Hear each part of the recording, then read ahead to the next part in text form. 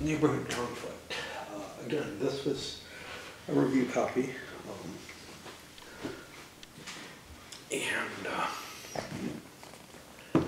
it's available through Game Crafter. I would suggest either using the electronic version of the rules or waiting until they come out in a hard copy, because the rulebook certainly presented me, and I'm not the easiest person to please with rulebooks, there's no question, but with a lot of trouble. In fact, I played, I guess, through several years of the game and never really got the rules right. Which is to say, there were always errors, and my game battery thing is not working right. There were always errors in how I was reading them, interpreting them, whatever, and there were also some ambiguities, etc. That's it. What I like about this game is that it provides you with an economic model that isn't real. It's unashamedly not real. You know, it's not like it's trying, to model a realistic situation the way, say, 18XX is. Let's take a look at the 1830 stock market, which has all kinds of flaws in it. And it's very easy to look at that and say, yep, that's not right. This gives you more of an abstract economic model. Now, there are other games which do this that are pure abstracts. Something like Bazaar comes to mind, where you're making exchanges and trying to do things, and there's an economic model underlying it all in that exchange capacity, and one which you have to figure out. And that's a lot of fun for some people, maybe not so much for me. But here, you have something that's more like, let's try to simulate an economic model that a bunch of kids invented, and then explore and examine what the consequences of that model are. And the closest game that I can think of to this is one that takes itself a little bit more seriously in terms of the model, which is Crusoe's Planet, which provides you with a more plausible model, but one which has its eccentricities in it. Now the eccentricities become almost a treasure within the game. It's discovering those and beginning to figure out how to manipulate them and how to use them. Unfortunately, the difficulty that I had with the rulebook got in my way of that kind of enjoyment at a number of different steps.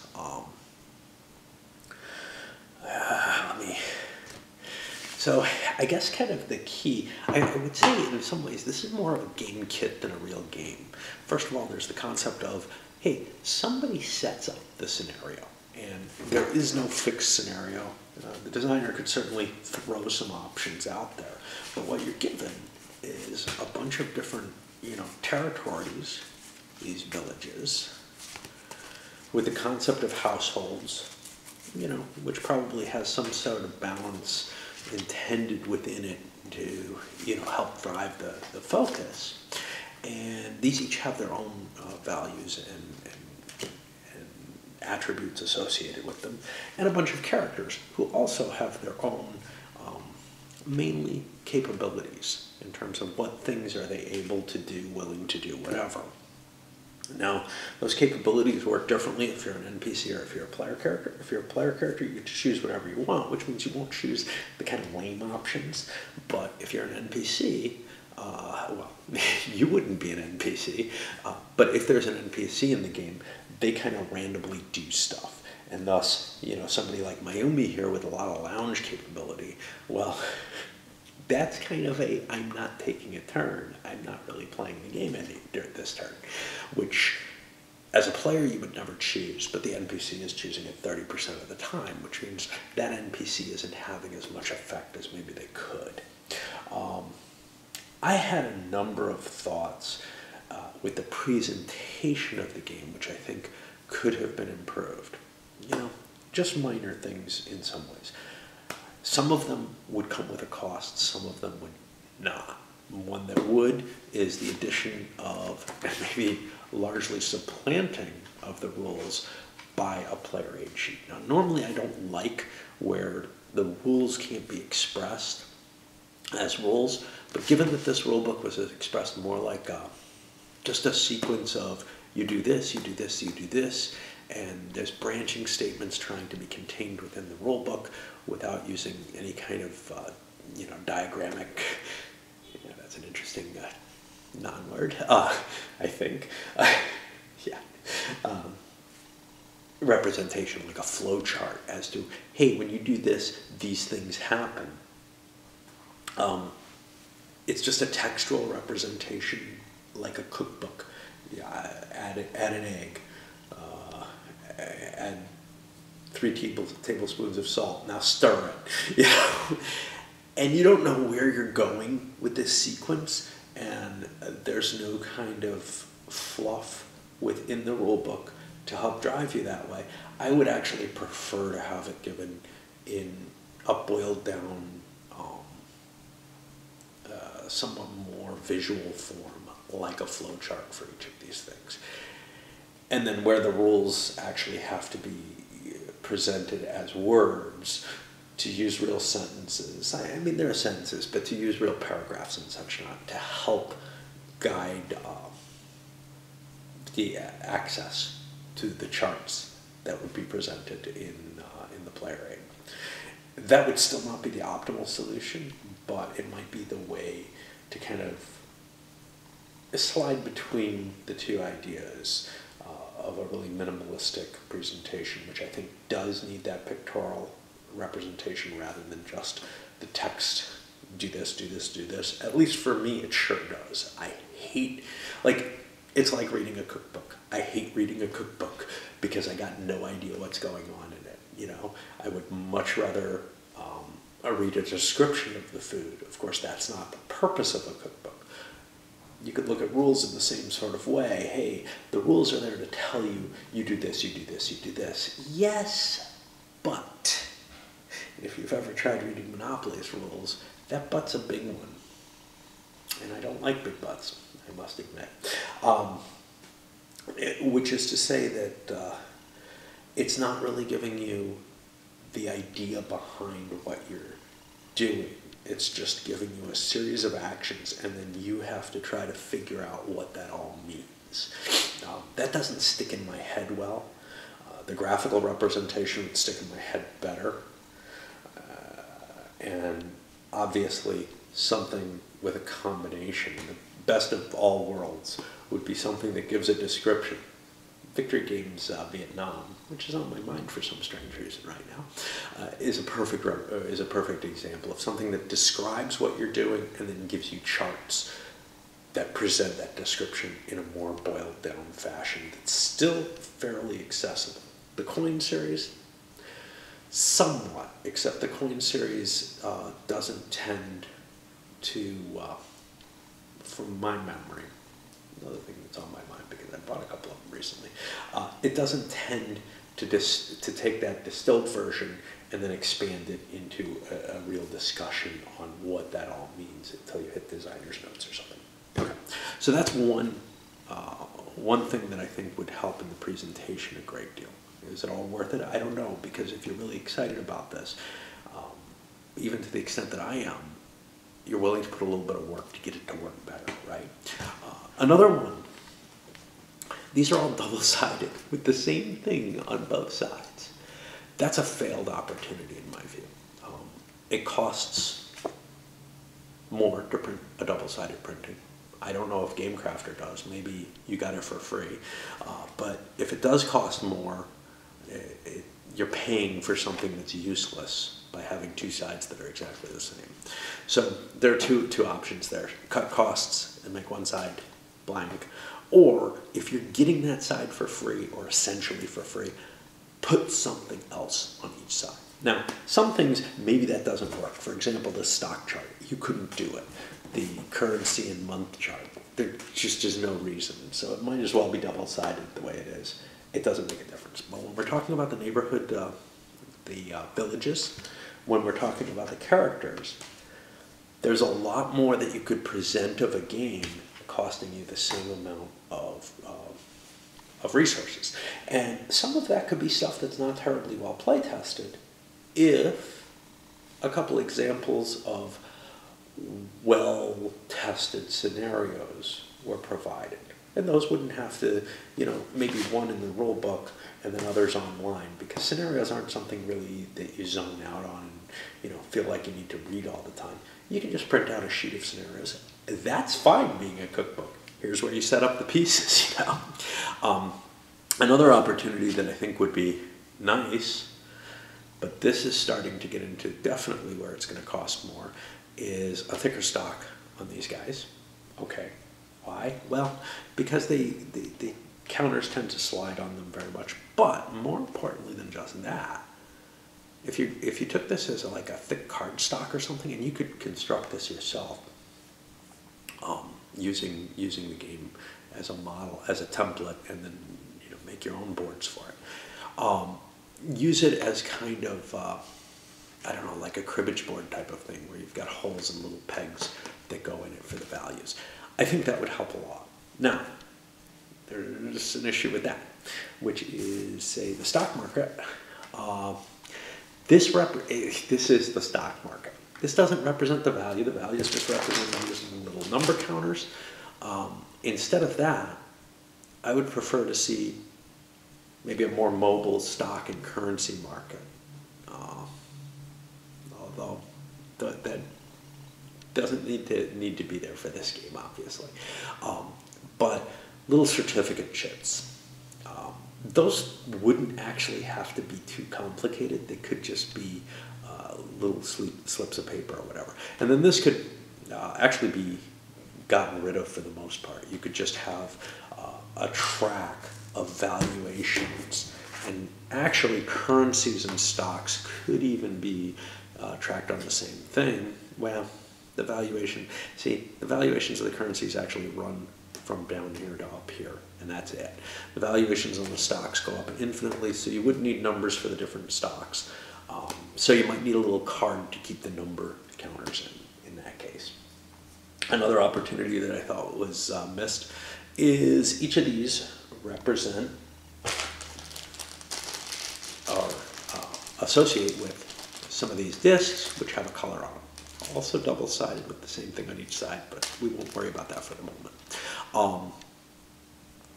If the base had a color printing on it that matched the color of the chits, I thought that would be very helpful. These are some, things that I came up in my discussion during the game that just stuck in my head as, wow, these could really kind of make the game easier to play, each of these different options. Otherwise, though, yeah, obviously, I thought the components, they're functional, but they could be better without, I think, going too far. The one exception being using a pegboard for these guys. These things are wonderful. I love the little crystal cubes. I've always liked them. GameCrafter does those fairly easily. I've seen a number of GameCrafter games that present with those. Now, let me think a little bit about gameplay. So, one of the advantages to, say, having the stocks presented as little chits instead of trying to represent them on here is they're only allowed 10 shares of any given company in this base game. Now again, I don't know where the expansion goes, so maybe this is a necessity, but in the base game you're only allowed 10 shares of each stock, which means that the shares are a limited commodity, and it's hard to see how many are out when they're being tracked by little counters here.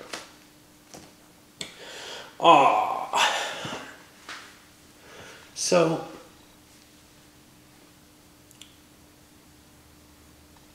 there are some very interesting things that come up if you watch the third and fourth videos, I think, that I did. Because the first two, I'm just not playing the game as it was intended. I had one rule based on the currency valuation, which was just turning the whole game into a state of constipation due to the currency not getting valued high enough.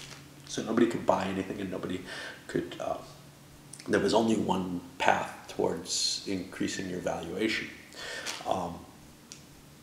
But once I got to playing it correctly where the currencies were available, what started to emerge from the rules was an incredibly chaotic interplay, especially with the currency values. Now, it may be too chaotic, to tell you the truth, because when it's in your favor, if you control a currency,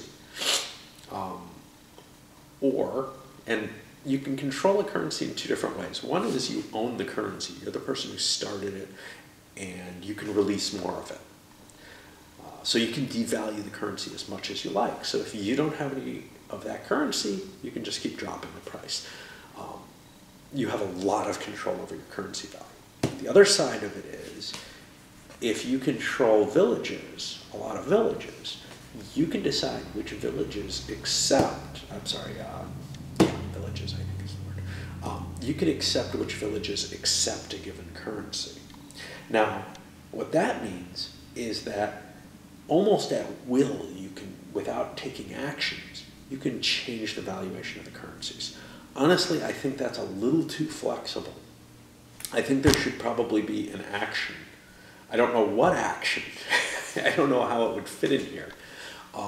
At least for the player characters, where they would have only a given time when they're allowed to make these deals on where the currency is going to go, whether or not their village is going to accept a given currency. And that could be when they change control of the village, and maybe at the beginning of each turn. That's still a lot of flexibility, because if you control like 3 villages, you can change the valuation of any given currency, by 3 spaces. Yeah, I'm going to accept it. 1, 2, 3, it goes forward. Oh no, now I don't have much of it. Boom, it's down again.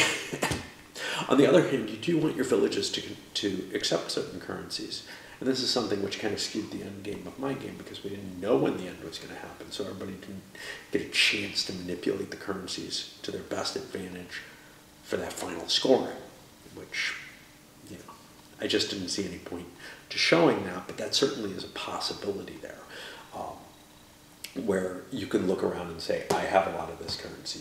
You do not. I'm going to try to pump this currency up, even if it's not mine, because I got so much of it. Of course, the danger with that is people who actually own the currency can keep printing more and more of it. So you pump it up, they drop it down, now they have more of it, and it may be slightly higher value, and then they can get rid of that, and then they can pump more out. And,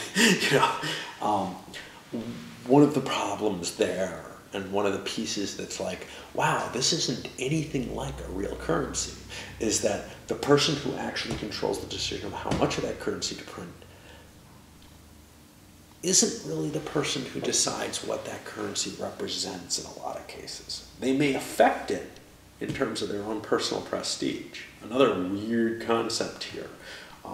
So like the pieces and the economy that's formed by this game are one that it's very hard to make sense out of, to rationalize. You certainly can't put it in a real world example, except in the sense of the kids. Now, once you do that, you're starting to get into kind of an odd place, kind of a place like Avalon Hill's SPI's Sorcerer, where the concept of what, or Titan for Avalon Hill, the concept of what a move kind of represents and everything just kind of becomes this weird amorphous abstract thing, and you're trying to find something to fit this model to, because it ain't reality, but you might be able to come up with what the kids were up to.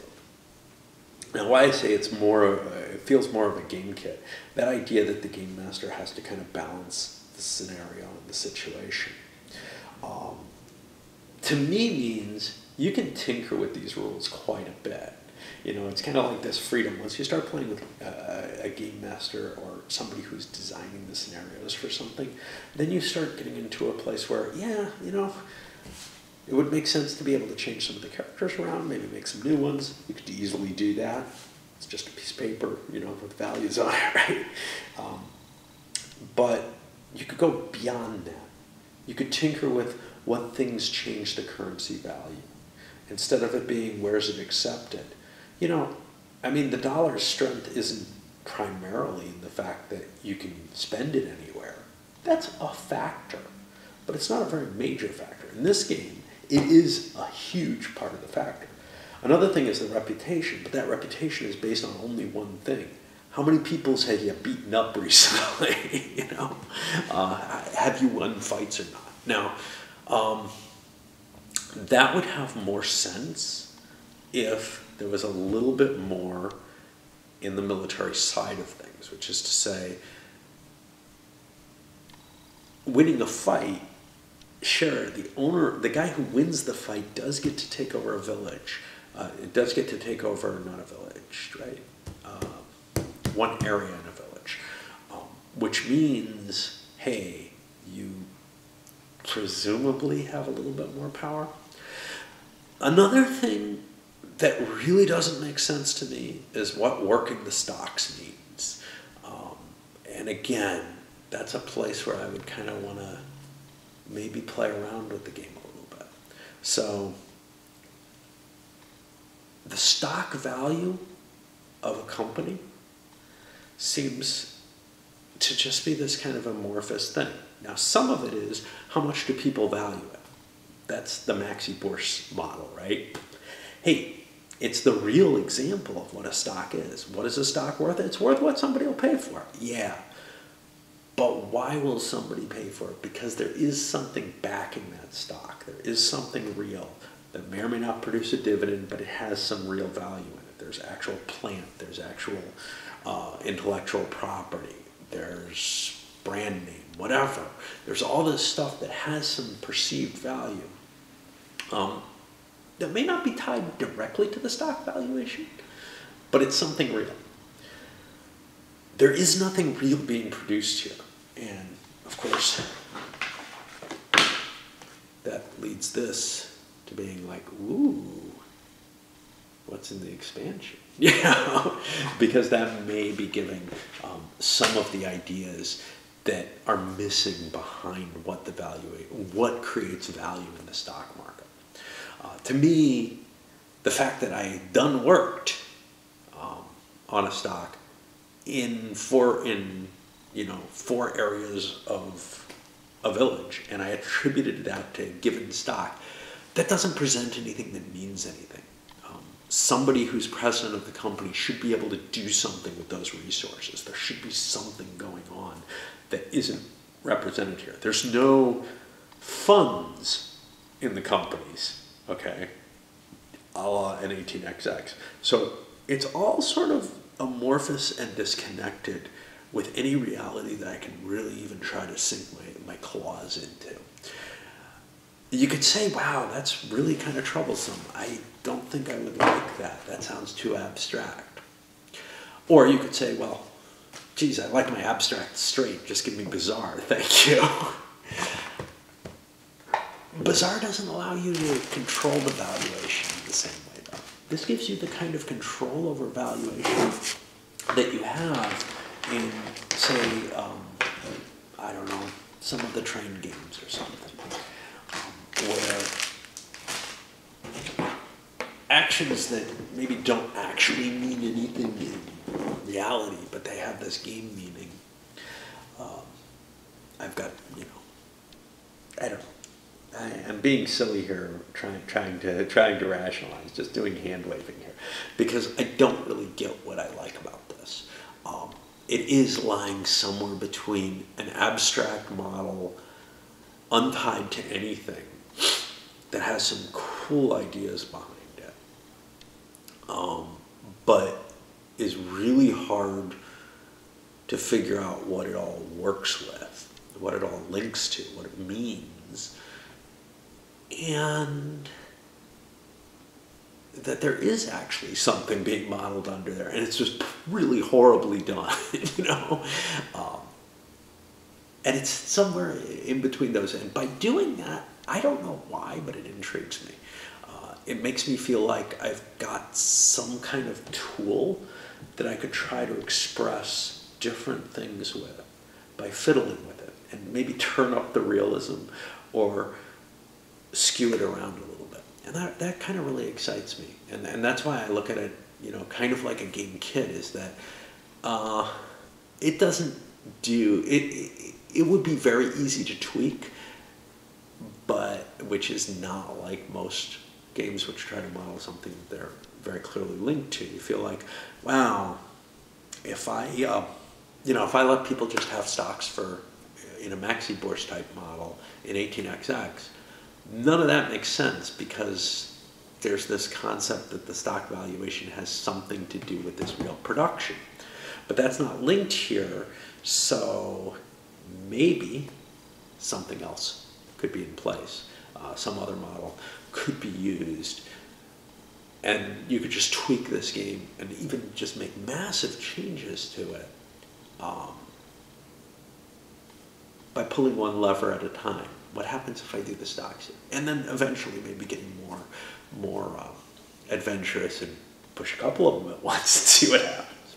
I don't know. But to me, it just, it feels like it's presenting such a blank slate that I think that there are neat things that you can do with this that it would be much, much harder to convince yourself to do with something that works a little bit better. Seems weird, right?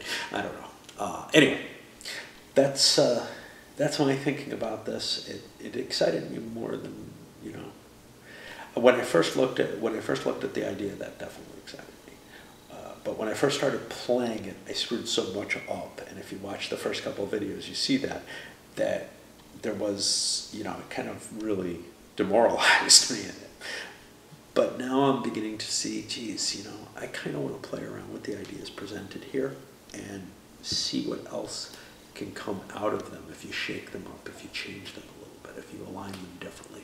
Just because sort of that freedom that the kids had, basically, and then to model that, but to make something that they thought maybe was realistic but isn't, and that they presented, and now you're presented with something that allows you to mutate what is showing there, and try to work from that. It's just it's very it's exhilarating in its own little way. However, I'm not easily activated, so I will probably just put it away and move on to the next game and not think about this the way that I'd really like to, because I think there's some really neat ideas here that I would like to jiggle around and see what comes out of it. All right, maybe you'll be more easily activated than I am. Cheers.